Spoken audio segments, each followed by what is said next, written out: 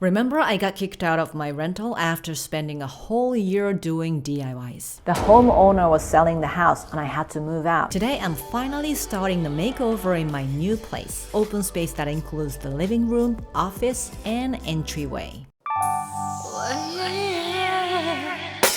It's a 3-bedroom house in Los Angeles with an L-shaped open space. I'm using this side as a partial living room and the middle area as a dining space. Today, I'm giving this whole area a makeover. Here's how it looked when I first moved in. Pretty empty and honestly, very boring. I only have a small space for the entryway. Since I have a couch on the other side of the L-shaped space, I've placed a piano in this area. I'm using one of the bedrooms as my office, but I also set up a desk by the window so I can work there when I want a change of scenery and enjoy the view outside. The first thing I needed to do was window treatment for privacy. So I installed this matte black curtain rod. Curtain rods might all look the same, but I recommend choosing a sturdy one. Cheaper ones can feel unstable and be hard to use. I love this big window, but the west-facing sunlight is very strong. So I chose beautiful linen blend curtains with a blackout lining. Here's a quick curtain hack.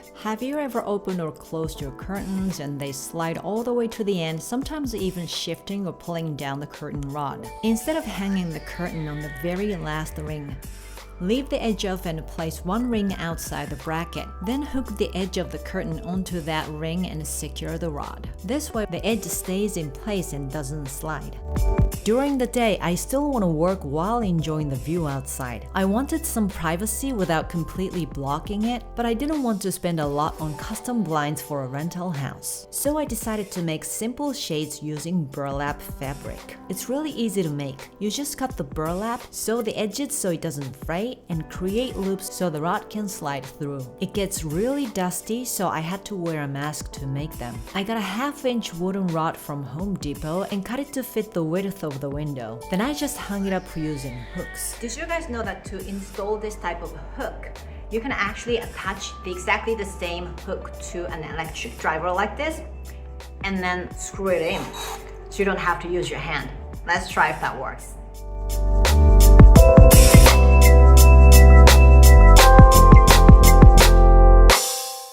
It actually worked.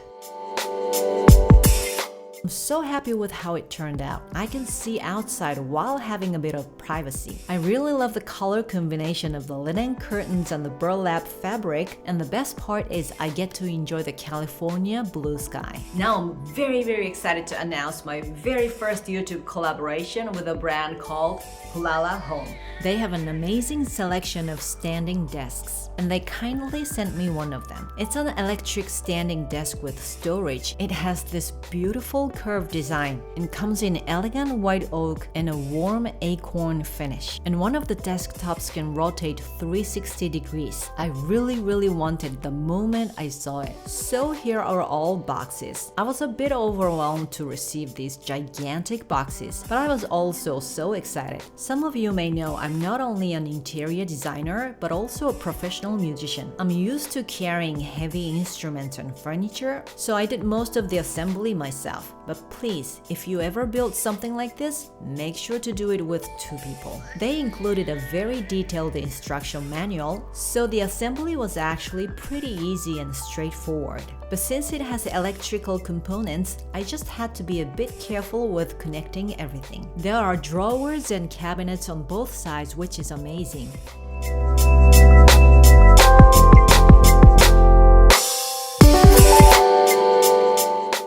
While I was building it, my son came home from his dad's place, and his reaction was like, Wow! Then he started building crafts using the cardboard from the desk boxes. At one point, I realized I might be a little too ambitious trying to install the desktop onto the legs by myself. So I asked my kind neighbor Christine for help. Hi Christine, are you at home? I'm building furniture and there's just one piece I can't lift. Do you think you or Andy can help? She replied within a minute, sure, he will be right over. And just 3 minutes later, her husband showed up. With his help, everything felt surprisingly light, almost like magic. Thank you so much, Andy, and thank you, Christine, for letting him help me. Thank you so much. No problem.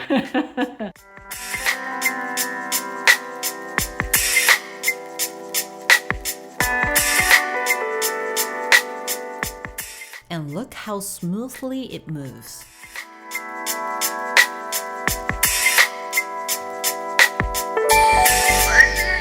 I'm already deeply in love with this desk.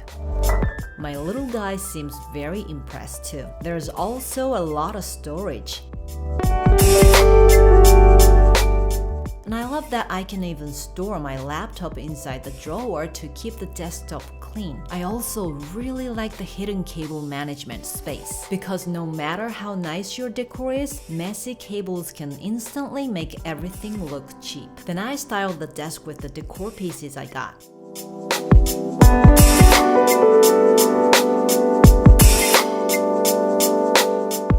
Now let me show you how the office space turned out.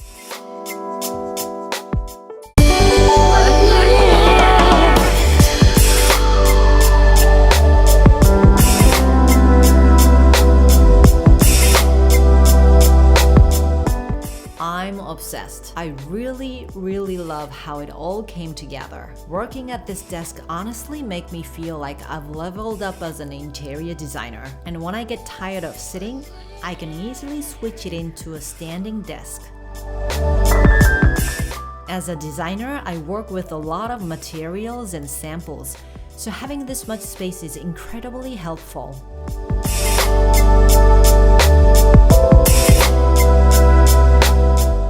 I also love that I can work side by side with my son and help him with his homework at the same time. Honestly, this is one of the best desks I've ever used. The quality and the design are both incredible. I'm beyond grateful to Hulal Home. Thank you to the casting director and the entire team for this opportunity. And huge bravo to the designer who created this desk. It truly inspired me and helped me complete this challenging makeover.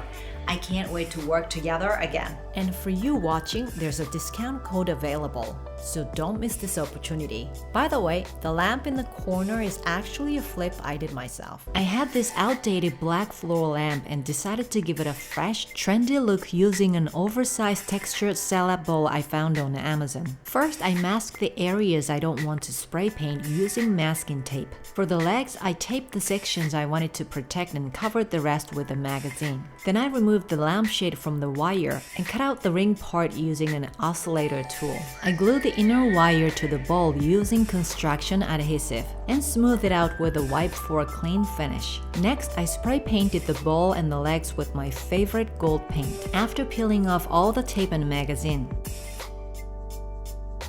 Voila! My outdated lamp is now a trendy, modern masterpiece.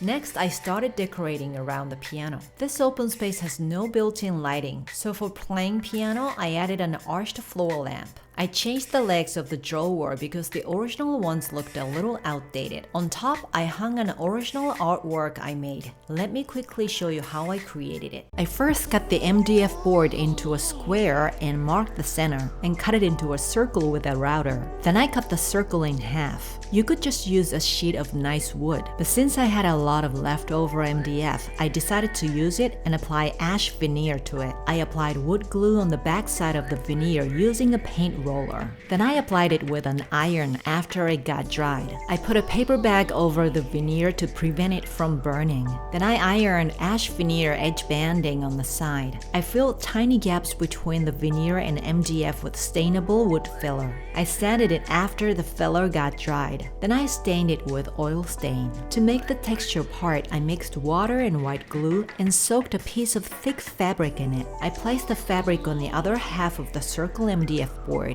and made wavy shapes. It takes time for the fabric to harden, so you can redo it if you don't like what you made. After it got dried, I trimmed the excess fabric and stapled it in the back. I screwed the bracket on the back side to connect two half circles. Then I put masking tape on the wooden part for protection. I mixed water, plaster of Paris, white glue, and white paint to make texture paste. Then I applied the paste to the fabric with a paintbrush. Here's the result. This is seriously my most favorite art that I've ever made. I am happy I used the real wood veneer, and the texture is exactly what I described in my head. It looks just so perfect. and I placed the decor pieces on the top of the drawers.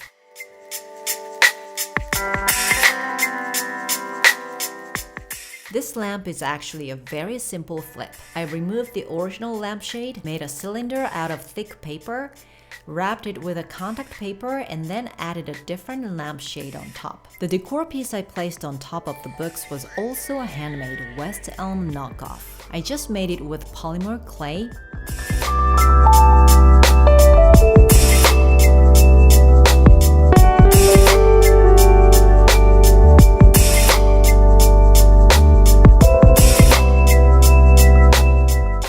Baked it in the oven and painted it black. Now, this is the most challenging part of my DIY process. I decided to create a large-scale artwork for the wall above the piano. These were my inspirations. I always start my artwork with a rough sketch before building anything. At first, I couldn't come up with anything perfect, so I just drew random shapes on paper.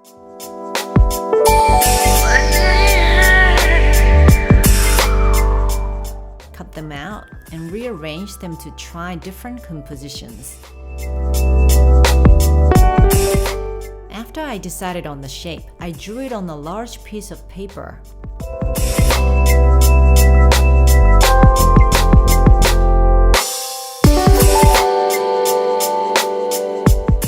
And taped it to the wall to see the actual scale. By the way, if you have a grand piano and need to move it around, there's something called a grand piano transport coasters. With these, I can move my grand piano very easily by myself.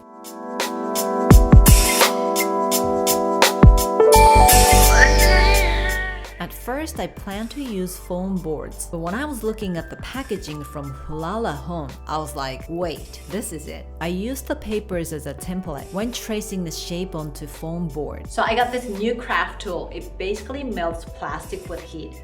Let's see how it goes. I'm a little nervous.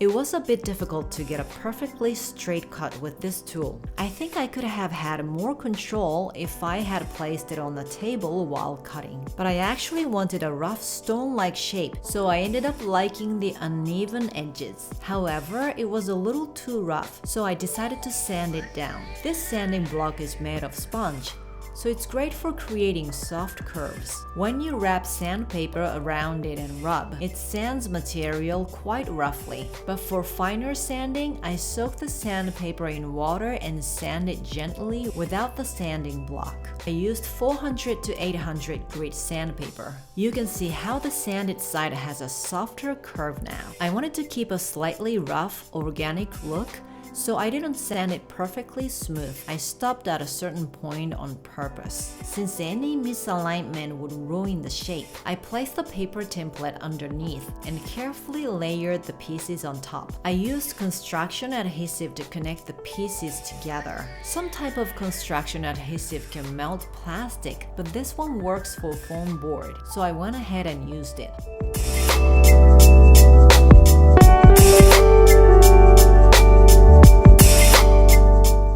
I filled the seams of the foam board with spackle. Since I'll be adding texture on top, I first applied a base coat to prevent the foam board from absorbing it. For the base, I used a 1-to-1 mixture of glue and water. After letting it dry for about a day, I started applying the texture. The ratio of the texture depends on the look you're going for, but I mixed plaster of Paris with glue and water in a 2-to-1-to-1 ratio. Then added white acrylic paint at about 30-50%. It hardens quickly, so I kept it in a container with a lid while working. I wanted an organic textured surface, so I applied it by moving the brush randomly. It started to look very stone-like. After letting it dry for another day, I moved on to painting. I wanted to create a limestone-like finish, but honestly, I had no idea how to do it. So I tested on the leftover piece of foam board with texture on it. Since the base already had white acrylic mixed in, I layered a color called unbleached titanium. This soft, elegant beige diluted 1:1 with water. At first, it didn't turn out very well. So I prepared 3 mixtures. The unbleached titanium straight from tube, a mix of unbleached titanium and white, and plain white. I also had a cup of water and lightly dampened my brush to blend everything. And that's when it started to work. The key is to first apply the mix of unbleached titanium and white randomly, then layer plain white once it's slightly dry. Add touches of unbleached titanium here and there, and then gently blend the edges with a slightly wet brush. Be careful not to overblend, or it will turn into a flat color.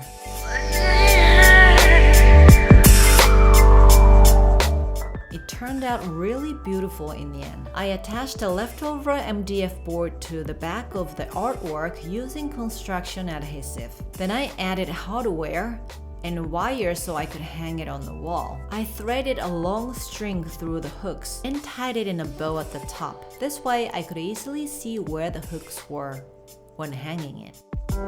I'm scared to hang this art. Let's keep fingers crossed.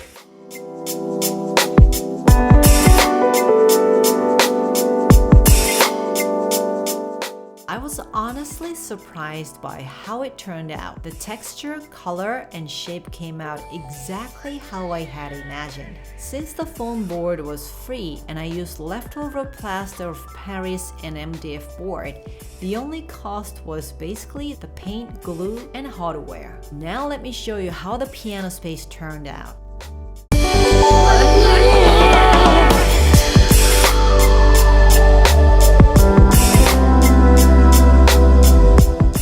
This is seriously gorgeous, even better than I imagined.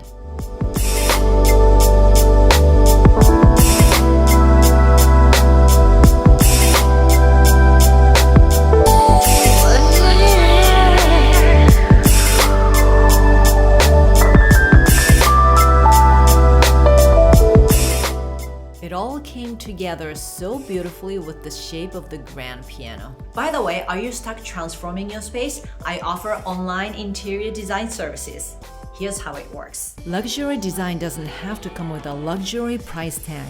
We'll start with a one-on-one Zoom consultation where I learn about your space, your goals, and your personal style. I'll guide you through everything from flooring and paint colors to furniture and decor, using options from trusted online stores serving your area. You'll receive a detailed room layout, customized mood boards, and a shopping list with a clickable links, all organized in a private webpage so you can shop easily and confidently. You'll also receive stunning 3D photorealistic renderings like these, so you can visualize the entire space before buying anything. And I offer unlimited email support for the full duration of your project, so you'll never feel stuck along the way. For those in the Los Angeles area, I also offer on-site services. I provide complimentary discovery calls and quick consultations, so feel free to reach out through the link in the description.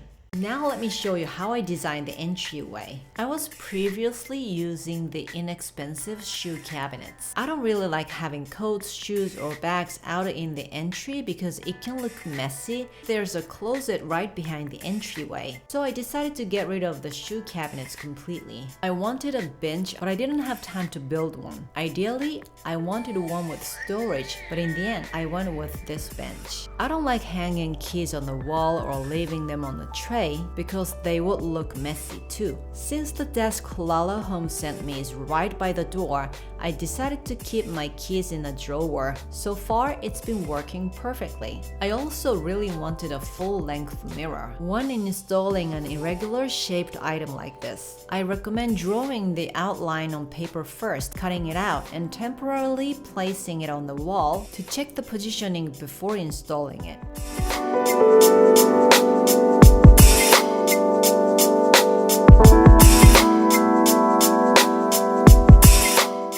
Like I mentioned, there's no built-in lighting in this space, but I definitely need lights when I come home at night. I wanted a wall light, but I didn't want anything with visible cords, so I found a remote-controlled one. They need to be charged regularly, but it's super easy to remove, so charging them is really convenient. Now here's the result of the entryway.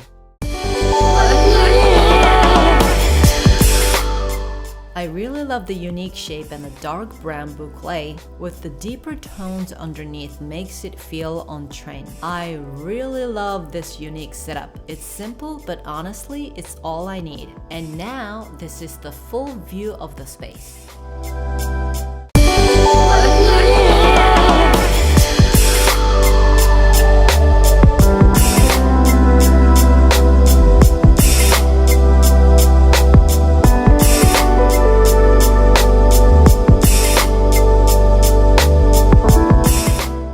I am truly happy about the result. Everything comes together so naturally and creates such an artistic, cohesive space. What do you think, guys? I'd love to hear your thoughts in the comments. I read all your comments and I love hearing from you. If you enjoyed this video, it would mean a lot if you hit the like button and subscribed. And if you want to see more makeovers, watch this next.